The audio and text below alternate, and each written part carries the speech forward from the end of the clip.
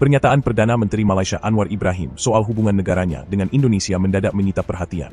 Dalam sebuah dialog dengan mahasiswa Universitas Manajemen dan Teknologi Tunku Abdul Rahman di Kuala Lumpur, Anwar menyebut bahwa Malaysia sebenarnya memiliki pilihan untuk berperang dengan Indonesia. Namun ia secara sadar memilih jalan yang berbeda, perdamaian. Assalamualaikum warahmatullahi wabarakatuh. Apa kabarnya? Balik lagi teman-teman di channel kajian online. Malaysia membuat Indonesia gempar lantaran PM Malaysia Anwar Ibrahim menyatakan akan menyatakan perang. Wah, ini kok bisa ya? Seorang sekelas PM terbawa emosi dan dengan mudahnya teman-teman menyebut kata perang dengan Indonesia. Ya teman-teman, informasi ini menjadi viral, salah satunya dari Tribun, di mana dalam penuturan di salah satu kanal Tribun di video yang berjudul Anwar Ibrahim bilang kita pilih berperang dengan Indonesia, geram disebut penjual negara. Nah, dalam video ini teman-teman, Anwar Ibrahim dikritik soal kebijakannya melepas jumlah wilayah ke Indonesia sebagai ganti tukar 3 desa di Kalimantan. Nah, Anwar Ibrahim pun tidak terima disebut sebagai seorang penjual negara. Sampai-sampai ada kalimat yang sangat kontroversial dan juga ini dikritik banyak pihak, bahkan hingga PBB, yang menyebut Anwar Ibrahim memilih berperang dengan Indonesia. Apa sedangkap itu pemikirannya? Nah, kita bakal simak dulu ya teman-teman, apakah benar ini Malaysia ingin berperang dengan Indonesia dan bagaimana respon Indonesia kalau misalnya ya Malaysia memutuskan untuk menyerang Indonesia. Apakah kita akan melawan balik? Seperti apa? Nah, kita simak dulu deh informasi selengkapnya. Pernyataan Perdana Menteri Malaysia Anwar Ibrahim soal hubungan negaranya dengan Indonesia mendadak menyita perhatian. Dalam sebuah dialog dengan mahasiswa Universitas Manajemen dan Teknologi Tunku Abdul Rahman di Kuala Lumpur, Anwar menyebut bahwa Malaysia sebenarnya memiliki pilihan untuk berperang dengan Indonesia. Namun ia secara sadar memilih jalan yang berbeda, perdamaian. Kita bisa memilih untuk berperang dengan Indonesia, negara tetangga, tetapi kita memilih untuk berdamai, ujar Anwar, seperti dikutip Jumat, 6 Februari 2026. Pernyataan ini disampaikan dalam konteks isu perbatasan yang kerap memicu ketegangan antara dua negara bertetangga tersebut. Menurut Anwar, pilihan berdamai bukan berarti mengalah. Malaysia, katanya, tetap berkomitmen membela hak dan wilayahnya, namun dengan cara yang menghormati kedaulatan Indonesia sebagai negara sahabat. Prinsipnya sederhana, jika ingin dihormati, maka harus menghormati pihak lain. Apabila kita ingin hak dan kedaulatan kita dihormati oleh Indonesia, maka kita juga harus menghormati hak dan kedaulatan RI, tegasnya. Anwar menilai pendekatan seperti inilah yang seharusnya menjadi cara hidup bernegara di kawasan Asia Tenggara, menyelesaikan perbedaan tanpa mengorbankan perdamaian. Ia juga menekankan bahwa masa depan Malaysia ada di tangan generasi muda, termasuk mahasiswa yang hadir dalam dialog tersebut. Ia mengajak mahasiswa untuk berani memilih jalan terbaik, meski seringkali tidak populer. Tidak selalu populer, terkadang dibenci, ditolak, dihina, dicerca. Kata Anwar, menggambarkan konsekuensi dari keputusan-keputusan sulit dalam kepemimpinan. Pengalaman itu, menurutnya, baru saja ia rasakan dalam perdebatan sengit di Parlemen Malaysia. Saat menjelaskan isu perbatasan Malaysia-Indonesia, khususnya di wilayah Sabah dan Sarawak, Anwar mengaku dituduh sebagai pengkhianat negara. Disebut Perdana Menteri berkhianat, menjual negara, ungkapnya. Ia menyayangkan bahwa kritik tersebut kerap muncul tanpa pemahaman fakta yang memadai. Anwar menilai perdebatan yang terjadi lebih dipenuhi emosi daripada upaya mencari kebenaran. Menutup pernyataannya, Anwar menyerukan pentingnya sikap saling menghormati antar individu dan antar kelompok. Ia menekankan bahwa manusia pada dasarnya memiliki nilai, perasaan, dan keinginan untuk kebaikan bersama, nilai yang seharusnya menjadi fondasi dalam kehidupan berbangsa dan bernegara. Perdana Menteri Malaysia Anwar Ibrahim menegaskan bahwa negaranya tidak pernah menyerahkan wilayah Sabah kepada Indonesia dalam proses penyelesaian sengketa perbatasan darat kedua negara. Penegasan ini disampaikan Anwar saat berbicara di hadapan Parlemen Malaysia Dewan Rakyat pada Rabu 4 Februari 2026. Hal ini bertujuan untuk merespon isu yang menyebut Malaysia menyerahkan ribuan hektar wilayah kepada Indonesia. Anwar membantah klaim yang menyatakan Malaysia telah melepas lahan seluas 5.207 hektar kepada Indonesia. Ia menegaskan penetapan batas wilayah dilakukan sepenuhnya berdasarkan perjanjian internasional yang telah disepakati sejak era kolonial, khususnya perjanjian tahun 1891 dan 1915. Anwar menguraikan dua wilayah yang termasuk dalam kategori Outstanding Boundary Problems, yakni Pulau Sebatik dan kawasan Sungai Sinapat, Sungai Sesai. Terkait wilayah sengketa di Sungai Sinapat, Sungai Sesai seluas hampir 6.000 hektar, Anwar menyebut kawasan tersebut secara historis memang berada di bawah kedaulatan Indonesia berdasarkan perjanjian tahun 1915 dan tidak pernah diperdebatkan oleh pemerintah kolonial Inggris maupun Malaysia. Sementara itu, 3 desa yang sempat disebut dalam isu tukar guling, Kampung Kabulangalor, Kampung Lepaga, dan Kampung Tetagas, ditegaskan Anwar sejak awal merupakan bagian dari Sabah sesuai kesepakatan lama yang berlaku. Dengan demikian, penyesuaian batas wilayah yang terjadi disebut sebagai konsekuensi alamiah dari penegasan perbatasan, bukan penyerahan wilayah. Kalau lihat peta, itu kawasan yang daripada awal hak Indonesia, tetapi oleh kerana peta itu belum dimuktamadkan, kita tidak bersetuju. Tapi selama ini sejak 1915 itu tidak dipertikai oleh semua kerajaan Inggris dan kerajaan Malaysia sejak 1915. Isu penyerahan wilayah mencuat setelah beredar laporan yang menyebut adanya tukar guling wilayah antara Sabah dan Indonesia, termasuk 3 desa di Pulau Sebatik. Namun Anwar menilai anggapan barter wilayah tersebut tidak berdasar dan tidak masuk akal. Saya ingin menegaskan bahawa penentuan sepadan tidak bersandarkan pada prinsip pampasan atau timbal balik atau untung rugi seperti yang didakwa. Sebaliknya, penentuan sepadan antara Malaysia dan Indonesia bersandarkan kepada konvensyen dan perjanjian. Sebelumnya, otoritas Indonesia juga menyampaikan bahwa proses penegasan batas ini justru memberikan tambahan wilayah bagi Indonesia, termasuk lahan yang direncanakan untuk mendukung pembangunan kawasan perbatasan. Pernyataan Anwar ini sekaligus menegaskan komitmen Malaysia dan Indonesia menyelesaikan persoalan perbatasan secara damai dan Tan Sri Bertua, dalam guntingan seperti ini tentulah ada beberapa hal yang agak sensitif. Kerana dalam rundingan dengan Indonesia tidak semua yang sudah selesai. Umpamanya isu 5 kawasan sempadan darat, kawasan intertidal di sektor Sabah, Kalimantan Utara, 4 kawasan outstanding boundary problem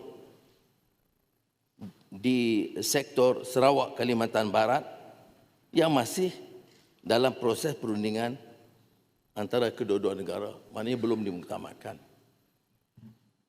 Sebab itu kenyataan-kenyataan kita harus berhati-hati dan berhemah.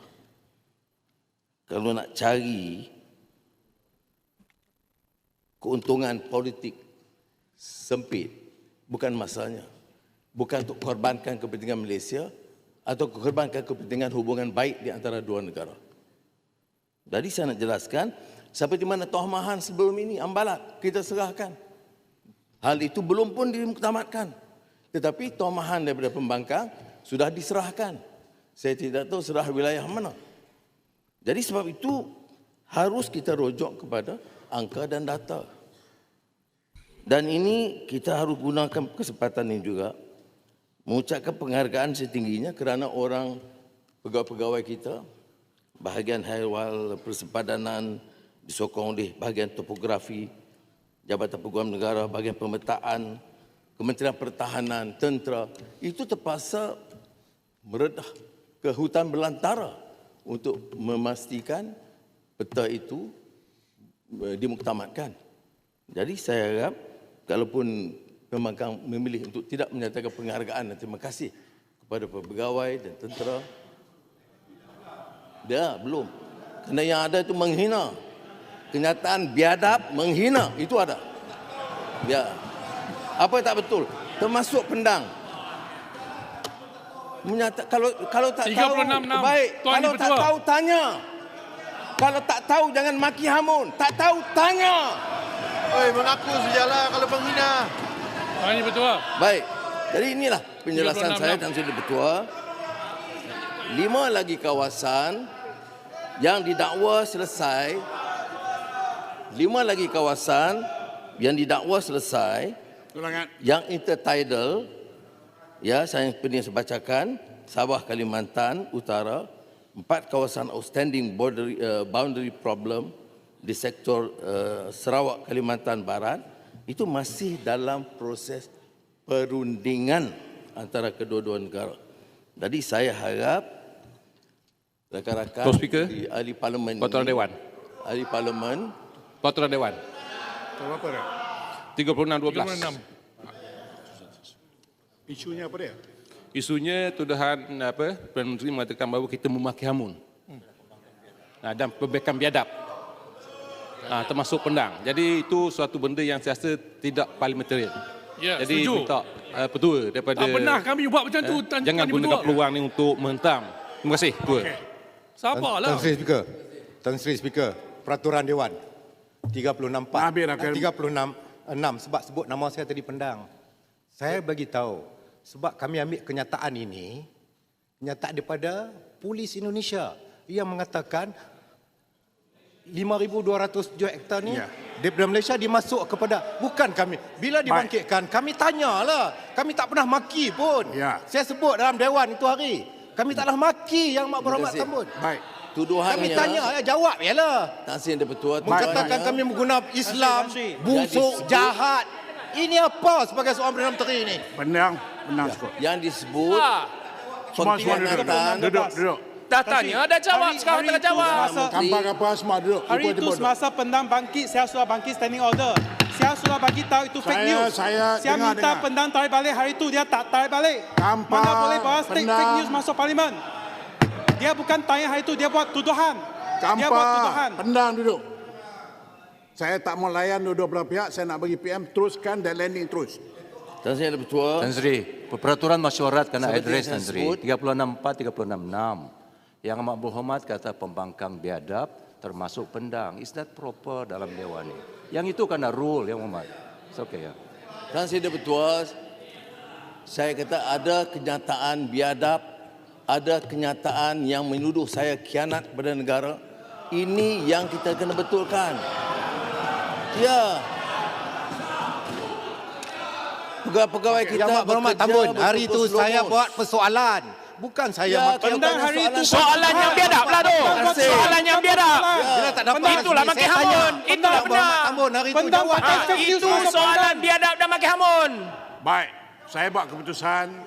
Saya menganggap Tan Sri, PM dalam pick up konteks apa- dewan yang mengenai Tan Sri, penggunaan kata-kata ungkapan pembangkang biadab, you allow Ya, that? PM pick up apa yang disebut di 36-46, luar. ya. Okey, Ya. silakan terus PM. Tan Sri Yang Dipertua, Tan Sri, saya sebut Alah, di tu dalam pendang, dewan duduklah, hari itu. pendang. Depan. Yang Mak pendang. Berhormat Tambun.